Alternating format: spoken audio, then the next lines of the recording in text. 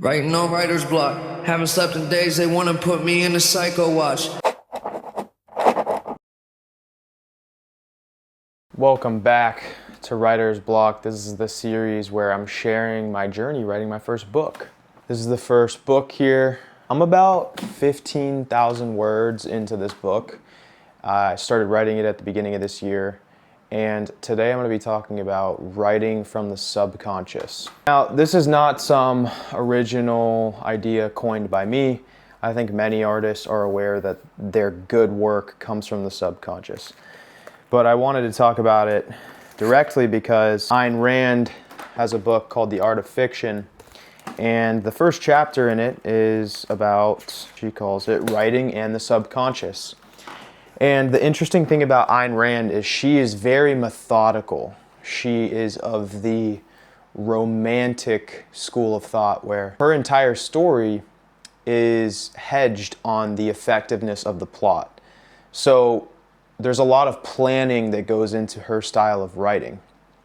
Even still, she talks about in her book the fact that the subconscious is the only way for good words to come out. I was writing an essay for my application to UVA, and I rewrote the first line a few times. It was basically, why do you want to go to UVA? I rewrote the first line a few times, and it didn't sit with me. Each time I was trying to do what I thought would be good, but I wasn't doing what I wanted to do. And this is an example of the subconscious. It was a very distinct feeling in the back of my mind. And it was basically to talk about a sense of belonging, just to sum it up. But it wasn't a traditional essay in the slightest. It was very different. It was very philosophical, psychological. It was cool though. I liked it. And the essay essentially wrote itself in probably 40 minutes. And I looked back at it and I thought, wow, this is so dense and so different. I personally thought it was great. That doesn't mean that anyone else thinks it's good, but I thought it was good. So what else is there to it? That's an example of I tried writing consciously. I tried to fit a structure, and only when I threw it out of the window and just wrote what came out of me, even though it was kind of weird, even though it might not have fit the prompt perfectly, I just did what that little voice in the back of my head told me it wanted to do, not what made sense. And so we all have the ability to hear that little voice, but admittedly, that voice is sometimes pretty quiet. It doesn't always scream what you're supposed to do. And practically, how you may tap into the subconscious and get in contact with something larger than your conscious, tiny little brain, you literally need some silence, some space. And throughout writing this book, I've noticed little spurts of inspiration, and then I'll have days when I come to the page and I'm just knocking it out. I'm just getting it out of the way.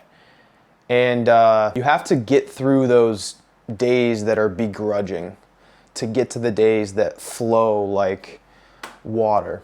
The way I'm writing my book is I pretty much wanted to characterize a character. I wanted to bring this character and their beliefs to life. Past that, I had no idea. Stephen King, he has what he calls gardeners and architects. Gardeners plant the seed and just put water on it and let it grow. And then architects have this big structured plan. I would definitely say, well, undoubtedly, I'm gardening this book. And I want it to be that way. My main goal, as I've said in this series, is I just want the book to be the purest form of expression it can be so that I can look back on it and grow from it. And I have to remind myself that all the time. I have to remind myself that it's not supposed to be perfect at all. And only when that pressure's taken off of me does the subconscious present itself and a chapter get written by something greater than me. But I believe what I was talking about was giving yourself some space to really listen to that little voice, that subconscious voice in the back of your head. Some things that have been helping me. At the beginning of the year, I also instilled a walking practice. So I walk, it's probably 45 to 60 minutes every day. And a lot of times I'm listening to music or listening to podcasts with an author talking. I've found that sometimes it flusters my brain, and I don't have this all figured out at all. I'm just kind of saying what I've been doing. But sometimes doing this, it at least teaches me something. Listening to music is different. Listening to music is swimming in a different art form and grabbing something from it. And then sometimes I walk with nothing. But the walk itself is this incubation for ideas. I think it's really effective. Meditation, something that I've been very consistent with. I've done that every day this year since I began writing the book. And that is pure space. That is stepping out of my mind for a small chunk of the day. That's been great too. I would definitely recommend that for anyone, even if you're not writing a book. But these are some things that I've tried to leverage to really get out of my own way. That's all you have to do to access the subconscious.